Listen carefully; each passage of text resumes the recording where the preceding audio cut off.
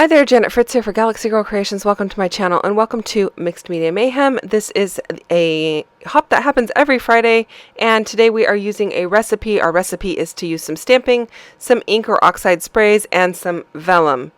And actually, I didn't use sprays. I used ink and I used some ink and some oxide ink, and I sprayed them with water. So a little bit of a cheat from the recipe, but I think it's still in the nature of using sprays, oxide sprays anyway.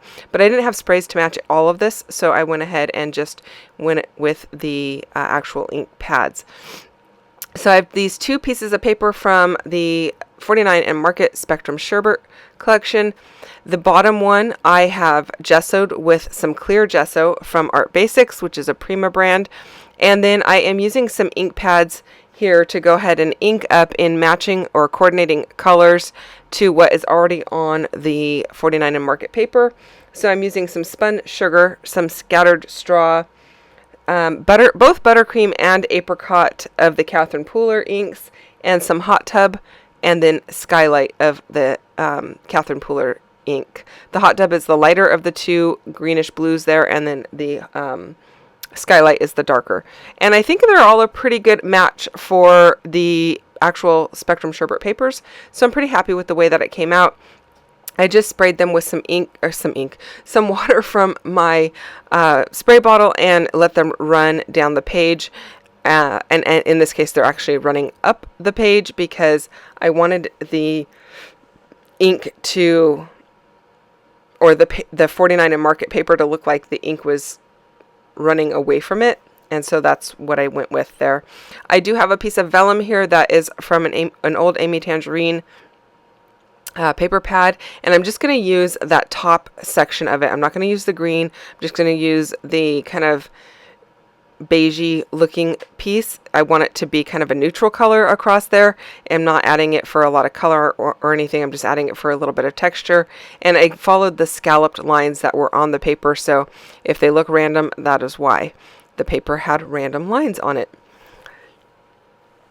So I'm liking the way that this is looking. I am going to trim off the bottom of the top paper there and just keep it as a 12 by 12. I'm not trying to go large or anything like that. And I didn't get my paper perfectly straight from the top. You can't really tell, so I'm just trimming off that little edge there. I'm liking the way that that is looking. And then I have this picture of my mom and my niece's youngest daughter, and I'm going to go ahead and use those on this particular layout. I really liked this photo. They're both smiling, and this little girl is like the smiliest little baby. Like, she is always happy, and I'm not sure that she's actually always 100% happy, but anytime I walk in the room and chat with her and, like, you know, talk to her, she is just all smiles. And she's like that quite often, or most of the time anyway. A very, very well-natured baby. And anyway, I thought it would be a nice layout to go ahead and create. My mom doesn't have any layouts of this little girl up on her wall, and typically around this time of the year I make a layout of both Noah and this little girl's older sister. For my mom, it's because her birthday is coming up, and we just replace them in the picture frame on her wall. And so should be happening sometime in March, but I thought I would go ahead and get started with this one. I normally don't include my mom in the photo, so I don't know how she's going to feel about this one, but I thought this was a cute one of the little baby. So, and she's about 7 months old in this photo. I did take that Bo Bunny stamp and I stamped it with some, let's see, archival ink from Ranger, and it's just a texture stamp with a lot of text on it in varying directions, and I didn't want any harsh lines or anything, so I didn't put it on an acrylic block or anything. I just kind of bent it and stamped it down so that it would have kind of softer lines. And then I'm using the gorgeous Grunge stamp set from Stampin' Up. It's an older stamp set, only available like if you can find it on Etsy or whatever, but it's got a mixed media look to it, and I am just using it to stamp more of the same tone on tone of these little splotch marks. And they're very small, very hard to see, but it does actually, in person, you can see it. So I like the way that that looks. It's just a little bit of tone on tone there, and pretty happy with the way that that turned out. I thought I would use the title time together. I am going to switch out the word time for the word happy, and I'm trying to keep things kind of tone on tone here, although the happy is pink and it is not going to be tone on tone for that portion of it.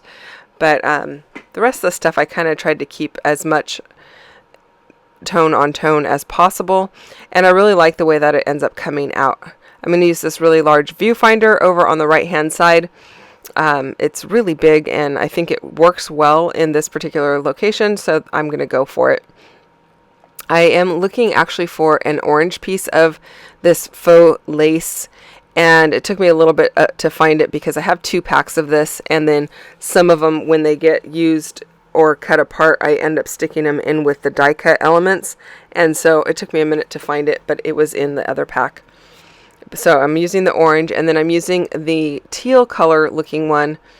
That is from the Alina collection. It is not from the Spectrum Sherbet collection, but I'm liking the way that that is looking.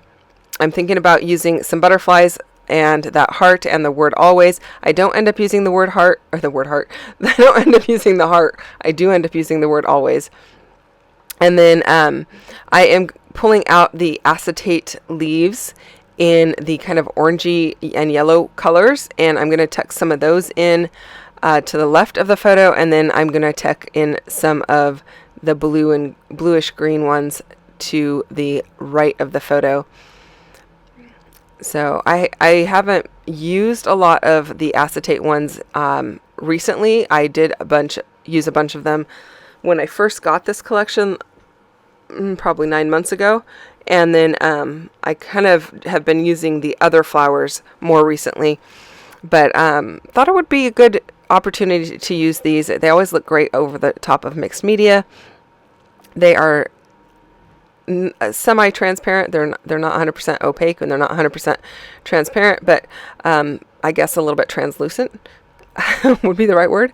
And I like the way that they look. So I just was pulling out some different shaped ones, looking also for some butterflies because I thought I would use a few butterflies on this particular layout. I really like the acetate butterflies because I don't have to put anything under them. They kind of stay bent once you kind of bend them, and their wings stay dimensional. And then I like using my tiny attacher to hold them in place on the layout. You may have noticed also I used a little bit of vellum underneath the photograph, and I used kind of a yellowy, creamy color on the left-hand side and a more bluish teal color on the right-hand side to match as well, keeping with that tone-on-tone look. And those have been in my stash for ages. I have some really old vellum from, I think it's from Mrs. Grossman's actually. So I'm liking the way that this is coming together. I think it's going to look really nice when it's all done. I am inking everything up with some Black Soot Distress ink just to give it a little bit of pop and help it show up just a little bit more. I like the way that that looks. I end up using this little orange piece. It's the orange circular piece there, and that says, let's see here, it says oh happy day on it, and so I thought I'd go ahead and use that just to mimic the larger circular element of the viewfinder there. So I didn't feel like I needed something huge down in the bottom left, but I thought it would be a nice little nod to the circular feature in the upper right.